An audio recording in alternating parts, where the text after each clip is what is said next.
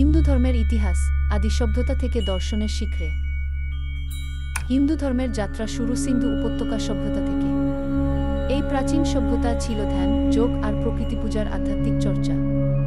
সে সময় গড়ে ওঠা আচার অনুষ্ঠানগুলোই ভবিষ্যতের ধারাগুলোর ভিত্তি স্থাপন করেছিল। এরপর শুরু হয় বৈদিক যুগ। এই সময় 4টি বেদ রচিত হয়, যা হিন্দু ধর্মের মূল গ্রন্থ, যা যজ্ঞ এবং মন্ত্র উচ্চারণের মাধ্যমে আধ্যাত্মিক ভাবনার নতুন দিক উন্মোচিত হয়। বৈদিক যুগ আচার আর জ্ঞান চর্চার এক স্বর্ণযুগ। বৈদিক চর্চার পরে এলো উপনিষদ যুগ।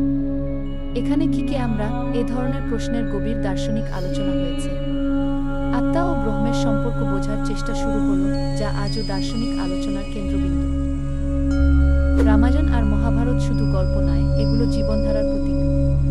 ভগবত গীতার মতো অংশ থেকে আমরা পাই নৈতিকতা, ধর্ম ও কর্তব্যের শিক্ষা। এগুলো চিরন্তন প্রেরণার উৎস। হিন্দু দর্শনের 6 প্রধান স্কুল ন্যায়, বৈশেষিক, সাংখ্য, যোগ, মীমাংসা এবং বেদান্ত জীবনের গভীর অর্থ উদ্ঘাটন করেছে। যোগ প্রায়শই দৈহিক এবং আত্মিক সংহতির দিক দেখায়, বেদান্ত চর্চা করে সর্বোচ্চ জ্ঞানে। এই ঐতিহাসিক আখ্যান আমাদের শেক্ট আর ভবিষ্যতের দিশা দেয়া। ভিডিওটি ভালো লাগলে লাইক, শেয়ার করুন এবং নতুন বিষয় জানতে আমাদের সঙ্গে থাকুন। আপনারা কি উপনিষদ বা বেদান্ত নিয়ে আলাদা ভিডিওর জন্য আগ্রহী?